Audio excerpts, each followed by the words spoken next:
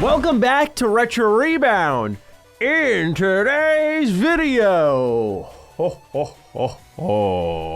it's that time, ladies and gentlemen. I have been waiting for this day for it feels like an eternity. You know, Capcom, they've been doing a lot of cool Mega Man collections. We've seen the X Legacy collection, the Classic collection, we saw the Zero collection, and as we noticed this cadence from them, of course us Battle Network fans are wondering, when would it be our time? And today is finally the day. Capcom was kind enough to share a review code with me for Mega Man Battle Network Legacy Collection. I've been playing it on my Switch for about the last week, and it has brought all the childhood feels out. This game is insanely comforting to me, so do note there is some childhood bias here in this review, but I'm going to try to be as objective as possible on why I think this game is absolutely a steal. The amount of value you get from it and the amount of quality of life improvements that they've made here are astounding. And as a longtime fan who owns all of the original 6 games complete in box, technically 10, ladies and gentlemen, this is a fantastic franchise that if you've slept on for a while, I'm happy to bring to your attention today. So if you're new here and you're into nostalgic, retrospective content, or like today's video, the occasional day one review, you're in the right place. Consider subscribing. Our next review should probably be Advanced Wars 1 and 2 Reboot Camp, so keep an eye out for that. With that, let's begin with the new features. I want to start off for those of you who are brand new to this and for those of you who are familiar with this, what do you get in the Battle Network Legacy Collection that you couldn't get in the OG games? Well, Capcom did a lot of work on this one. Compared to all the other Legacy collections I played from them, I want to say that this one seems like it has the most effort put into it. That's not to diminish the effort in X Legacy Collection or Zero Collection, where in Zero they added checkpoints, for example, which were extremely helpful for newcomers like me. But with Battle Network, there are just so many little changes under the hood that I wanted to highlight. First and foremost, you open up the main menu, and there you see a fully modern animated Mega Man.exe. I nearly fainted. I was like, oh my God. That was the moment I went, it's real. So then continuing on, he'll talk to you whenever you select stuff on the menu. You can turn on silent mode for this, so menu navigation is snappier. Typically, if you select something, he'll say something to you, so you can turn all that off if you don't like it. Furthermore, this game is split into 2 volumes, which is not something I personally expected given their Game Boy Advance games. I thought it'd all be one single file when you download it, but just know both 1 through 3 and 4 through 6 are going to be split up. And 3 through 6 are going to have multiple versions that you can switch between while you're at the main menu. Now, Capcom will sell you the idea that there are 10 games within this franchise, but the idea is very much like promoting Pokemon Red and Blue as completely different games. They're not. So you'll have Mega Man Battle Network 3 Blue and Battle Network 3 White. The difference are some chips that you can acquire, but otherwise, ladies and gentlemen, I personally don't want to sell you the idea here that there are 10 games. Think of them as 6 digestible 20 to 40-hour games at once. The reason there are so many is this was a Game Boy Advance series that had annualized releases in the early 2000s, and so what you'll notice as you go through each game and test it out is they add a new layer on top each time you go in. So Battle Network 1 is the general framework, then 2 builds upon it a little bit more, 3 builds upon it a little bit more, and you'll see these incremental improvements with each entry. So just so you know, don't expect like a drastic overhaul really at any point in this series unless you go from Battle Network 1 to 6. Then you'll have a lot of new toys to play with. There are new display settings, which I thought was great for those who maybe don't care too much for all of the pixels like I do. So you can actually smooth them out. You can change all of the borders as you've been able to in previous Mega Man collections.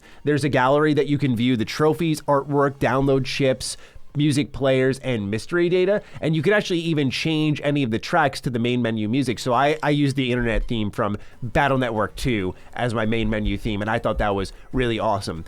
Just a little insight on the trophy list here. I will warn you now that the trophy list, it seems like for the second volume with Battle Network 4 through 6, it looks more difficult than 1 through 3. One thing I was looking for were difficulty-based trophies and ones that maybe would have been prohibited if you used the Buster Max mode, which we'll talk about in a moment here. And it doesn't look like any of those trophies will be disabled thanks to that mode, which I actually thought was really nice to see. So let's talk about Buster Max mode. You can turn this on whenever, whether it be pausing the game, or actually over in the main menu. And this is a game changer. Why is that? Because let's say you want to get new HP memory, or you want to get a power up or a reg up, different things that make Mega Man more powerful. This is a quick way of grinding. What Buster Max mode does is it makes your standard Buster shots, which you typically had to upgrade with power ups, go up to 100 damage per shot. Absolutely nutty. So you will melt enemies in a heartbeat. And since this game's combat has a ranking system involved, when you finish combat quicker, you get better ranks, which means better chips, better Zenny payouts. Then you will get what you need a little bit faster. So this mode is fantastic for that. It's also great for when you get a little bit lost, which you can in this game. It's not really until I think Battle Network 3 where they start to change the color of the tiles you're on to kind of direct you on streets where you are going in the network, that you start to understand where you're at, where even me, a series vet, can get lost sometimes. So having Buster Max mode for all of the random encounters is really nice because you can just flip it on, rinse enemies fast, and get to where you need to go a little bit quicker. It's also great for those of you who are into Mega Man Battle Network for the story and you don't care much about the combat. Now, it's usually the reverse for people. I happen to love both, but this is, again, a really great option to have, and quite frankly, the shockingly best quality of life enhancement in the game. Like, I really didn't think too much of this, but I love that it's here. And especially if it doesn't punish all those trophies. I couldn't see all of them because they're not available publicly yet, even if you have a review code, and I could only see a limited amount within the game because some of them had question marks when I was scrolling through them. But if they don't block out trophies, that would be great personally, because I found it very strange that the Mega Man X Legacy Collection, for example, wouldn't let you get certain trophies for beating the X games if you used Rookie Hunter mode. I don't understand why people had to gruel through Mega Man X7 in its standard difficulty to just get the trophy. Like that was a lacking self-awareness from Capcom, and it seems like they've corrected course with this game. There are also minor changes, like the in-game font is now a bit different. It's a bit more cleaned up. I feel like this was a missed opportunity for Capcom because Battle Network has a lot of grammar issues, I think because of the character limit within the text boxes. So sometimes you'll see commas right on top of letters, and if you're a writer, and I'm not saying I'm out here writing novels, for example, but I do a decent bit of writing, and so when I see little grammatical errors like that, not the perfect writer here, but it is a little frustrating because they could have tidied those things up. But it seems like maybe that's something Capcom was unable to do. The reason for that is when you fire up the game, they warn you that they're a diverse company and they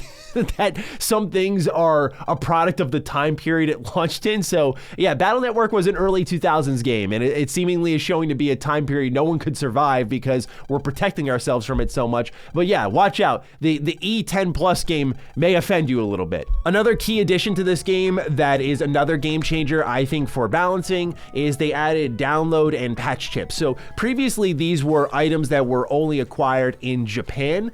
Now they're here in the Legacy Collection. You can download them right when you fire up the game, so you can get moves that wipe the field for 600 damage. I one-hit Gasman in Battle Network 2 immediately, and that was an amazing feeling. Like, I just, as someone who's paid their dues for years with these games that are very difficult if you don't want to play them this way, this was awesome to see. So I think what they've done here with Battle Network Legacy Collection is made it where you can tailor your build to just keep it the same standard difficulty that you went with. They don't punish you for taking it this route, and I think it's fun. Like, it's nice to have a power trip in this game for once. There is a great power curve in Battle Network, don't get me wrong, but to just have that off the get-go was great. So I love these new download chips. They're a lot of fun to play with. Those chips still play by the same rules. There are very few chips that cover literally every tile in the enemy arena, so it's not completely busted, and especially when there are multiple enemies on field, it's not gonna win you every fight, but they're really nice to have in the early going, especially if you're just getting your feet wet. Another great collection functionality, you can quit any game you want. As a reviewer, I really appreciated this because I took what I call the Mass Effect Legendary Edition approach to this game, where when I reviewed that game, I threw about 20 to 30 hours into it, but I was just jumping across all the games, testing functionality, feeling out new features, any new bells and whistles, all that stuff, instead of just beamlining one game that didn't make much sense. I did much of the same here, but it was really nice just to be able to hop from game to game to game without having to switch out applications. I say that because when I went back for a video project for the Sly Cooper collection a couple of years ago on my Mr. Matty Plays channel, I was suddenly thrown back to a time where we had to quit to the dashboard if I wanted to go from Sly Cooper 1 to Sly Cooper 2 to Sly Cooper 3, and that was kind of ridiculous, especially on the PS3 where it takes forever to dashboard. So having that is something I will forever call out as a positive, where I can switch from game to game to game within the respective volume. There are online battles. I was not able to test this component, so I do apologize. I've never done online battles. I've only done PvE content when it comes to Battle Network in my entire lifetime, but online battles are a thing here. As you collect new chips and you create your builds, you can go and fight people online, which is something a lot of people love to do. I've watched a ton of videos on it, and it's astounding what people can do in this game and some of the builds they make. So I'm excited to get my feet wet with it, but obviously, given I was in the review period, very few people had access to the game, so I couldn't test it as much, and I didn't know anyone who had the game for review, so I couldn't make a private room and create a room code to invite someone, but that is an option you will have in case you are curious. Last new feature, I'm going to put this one with a little asterisk next to it because I can't fully confirm, and I am just going off my memory, but I do play these games frequently. I just did a Mega Man Battle Network 1 run through in the middle of last year because I was very excited about the Legacy Collection. I just had to get a little something in my veins, but I think the Zenny pickups are a different payout now. Again, I can't say for sure, but I was getting way more money in this game on pickups, not after battles, but when I was finding them all throughout the network, I was getting like 1,000 Zenny pickups, and I was getting my HP power-ups way quicker in the early game than I ever had before. Again, this wasn't, to me, hype fueling it. I noticed it and was very pleased with it because I feel like between that potential change, but the definite change being Buster Max mode, is that capping out with Mega Man, if you want to skip that grind, you're gonna remove a lot of hours from your playthrough, which I think is great because there's just so much content here that the option to get through it a little bit quicker isn't harmful at all to the experience. So those are your new features. Now you want to probably know a bit about the game if you're a newcomer. So yes, as promised, a lot of new features, but for those of you who are now curious for more, like what is Battle Network? Why is it one of your favorite games? And why are you wearing this stupid hat? Are you really that in love with the franchise? Yes, absolutely. So what Battle Network is a series that takes place in the year 2000 and X, and society is connected by what's called the network. Now, thanks to the network, people are carrying around these net navies on PETs, aka personal terminals, which allow them to explore the web, answer mail, and manage their lives. It allows them to also jack into the internet and explore it as a actual online space. Does this sound familiar to you? Yes, a lot of people are always commending Kojima for his ability to read the future, but Capcom kind of read the future of the internet in this really neat way, and they basically personify all of it, which I love. It is truly like the smartphone era captured in the early 2000s, and it was amazing because when I was playing this game as a kid, 2001 and on, I'm thinking about how cool all of this would be, and in a lot of ways we're kind of there now. So I think Battle Network is a marvel in the terms of thought and predicting the future that not a lot of people talk about because it's an E for everyone kind of game. But to me, the universe and the lore speak to me a lot. Like that personification of the internet, from name themes all the way to mechanics, works really well. Like your main character's name is LAN, like a LAN cable, LAN Hikari. Love that type of stuff. And what will happen is to get to certain points in the internet, you'll need people's addresses. You get it? Like your home address, but also like the address URL. I just like that type of stuff. It works really well for me because it shows thought in the universe. And as you get these addresses by completing quests, you'll learn just how interconnected this network is. That's the other thing I really appreciate about Battle Network that I don't feel many people talk about, is the interconnection of the world is fascinating. Like you'll be running around and you'll see a news van, and I think it was Battle Network 2, and you'll be able to jack into like a little component of the internet. But let's say I go into Yai's house and I jack into her computer, it'll connect to this one part of the overall network that I was passing by earlier. Now that I have her passcode, I can now access this part of the internet a little bit easier, and you can use this as a shortcut to get around to different parts of the internet. So there's no dedicated map, which I think would have helped this game, by the way. I'll talk about missed opportunities at the end of all of this, but this to me is one of the star design points in Battle Network, is that interconnection is fantastic. That ability to see a phone booth and say, I'm gonna jack into that and actually go in there and find unique loot is really cool. Especially that combined with unique boss fights that are lying all throughout. Think of trainer battles in Pokemon, like there are people just kind of hanging out that you could challenge, and if you beat them, you get a specific chip from them, and it allows you to collect all of the chips, which we'll talk about what chips are in a moment. That type of stuff works really well for me because it feels like there's a sense of interactivity and exploration, and especially for a Game Boy Advance game, you'll be surprised at the breadth of content here and just how far you can go. It is really cool, and the way they do it is they'll set up these really weird looking backgrounds that are almost like wallpapers. Like when you're in Yai's area, you're gonna see a picture of her face because she's very conceited in the background. And I love that stuff because it cleverly adds personality based off the limitations of the Game Boy Advance. And I think it still works really well to this day. So I mentioned chips. What are they? Gameplay here is the superstar. When people typically talk about Battle Network, while I love its world, I love its universe, I love its characters, and I even love its story, I think a lot of people are here for the gameplay, and I imagine that's what will hook you into. Outside of One Step from Eden, I don't think there is any other game that plays like Battle Network, truly, and that is not hyperbole. Look at the combat and tell me, what other game is doing this? There are Kickstarter games that are in the process of doing it, like Hero.exe, which I have backed already. There are a couple others, but there is not a single combat system like Battle Network, in my opinion. And that is hard to say in today's day and age, and it's surprising to say it as well, because when you really look at the copycat industry we're in, which is fine because you copy and then you innovate, why hasn't anyone taken this and tried to build upon it is beyond me, outside of Capcom themselves with Star Force in the spiritual successor series on the Nintendo DS, which I imagine could be next for the collection lineup, by the way.